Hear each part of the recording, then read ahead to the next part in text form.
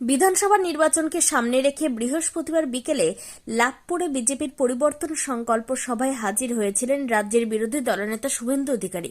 তার সাথে ছিলেন বোলপুর ও বীরভূম দুই সাংগঠনিক জেলার সভাপতিরা, ছিলেন রাজ্য বিজেপির সাধারণ সম্পাদক জগন্নাথ চট্টোপাধ্যায় সহ বরিষ্ঠ বিজেপির নেতাকর্মীরা।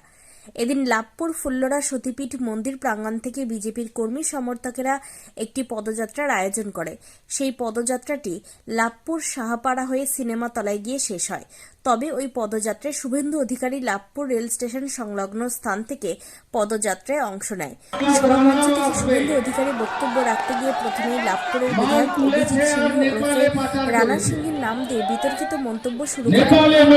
মালদা নেপালে মেডিকেল কলেজ করেছে, যেখানে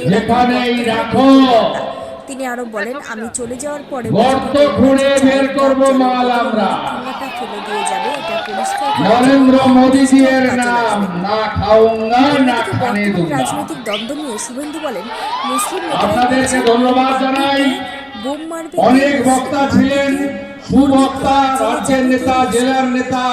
আপনারা জানেন মুসলিম বুথগুলোতে সিপিআইএম কংগ্রেস লড়তে পারে না, কিন্তু আমরা কাজল শেখ ও ফিলিপ শেখদের মতো বোম মারো বোম বাঁধো এদের সাথে নেই।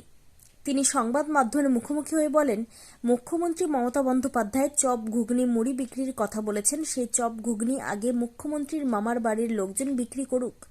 আমি তার জন্য বিজেপির বীরভূম সাংগঠনিক জেলা সভাপতি ধ্রুব সাহাকে 1000 টাকা দিয়ে গেলাম তাদের বাড়িতে পৌঁছে দেওয়ার জন্য। তারা সেই টাকা দিয়ে চপ ঘুগনি বিক্রি করবে। ওই সভামঞ্চ ও সাংবাদিক সম্মেলন থেকে শুভেন্দু অধিকারী এমনই চাঞ্চল্যকর মন্তব্য করলেন। লাভপুর থেকে অনুকূল গড়াইয়ের report, crime press, Bengal news. তিনি তো সাংসদ, যেতেই পারেন, কিন্তু ওখানেও যেমন যাবেন, রামপুরহাটের বকটুটাও একবার ঘুরে আসবেন। আপনার পিসি ওখান থেকে ভোট নেয়, ভাদু আনারুলকে লড়িয়ে দিয়েছিল। 7টা মুসলমান মহিলা, 4টা শিশুকে পুড়িয়ে মারা হয়েছিল। ওদের খবর কেউ রাখে না। মমতা ব্যানার্জি আগে আসেনি, বিরোধী দলনেতা বিজেপির 55 জন এমএলএ কে নিয়ে আগে এসেছিল। আপনি সোনালী খাতুনের পরে বকটুটা ঘুরে আসবেন মাননীয়ার ভাইপো। আর সঙ্গে সঙ্গে আমার তফসিলি আদিবাসী, গরিব মাইনরিটি যারা এই বেআইনি কয়লা খাদানে বিস্ফোরণে 1-2 মাস অন্তর অন্তর মারা যাচ্ছেন, খয়নাসলে, মোহাম্মদ বাজারে, নলহাটিতে মৃত্যুর লাশ, তাদের বাড়িতেও যাবেন। গরিব লোকগুলো ডিনামাইটের নামে বেআইনি বিস্ফোরণে মারা যাচ্ছে, তাদের সঙ্গেও দেখা করে যান না।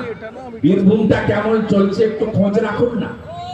এ পার্টির নেত্রীকে মমতা ব্যানার্জি আবার কে, তিনি কি করলেন? অনুব্রত মণ্ডল 150 কেজি তার ওজন, হেভিওয়েট নেতা, তিনি আকণ্ঠ মদ্যপান করে বোলপুরের আইসিকে বললেন, তোমার স্ত্রী আর মাকে আমি ধর্ষণ করব। একবার নয়, অডিও শুনেছেন তো, কানে শোনা যায় ওই ভাষা। ইনি নেতা। মমতা ব্যানার্জি কি করলেন? উনার 4টে সিকিউরিটি ছিল, 22টা সিকিউরিটি করে দিলেন। জেলাতে উনি জেলে যাওয়ার সময় কোর কমিটি করেছিলেন, চোর কমিটি। এই চোরদের কমিটির মাথায় কনভেনার করলেন, পুরস্কার দিলেন। এসআরটিএর চেয়ারম্যানের পদ ফিরিয়ে দিলেন। আর কি করলেন? বোলপুরের আইসি বেচারা, তাকে প্রথমে নিয়ে গেলেন জলপাইগুড়িতে, তারপরে টিভিতে এলো ডিমোশন ডিমোশন ডিমোশন, তাকে এনে দক্ষিণ 24 পরগনার কোথাও একটা গ্যারেজ করে দিলেন। আপনারা বুঝতে পারছেন অনুব্রতর মহিলা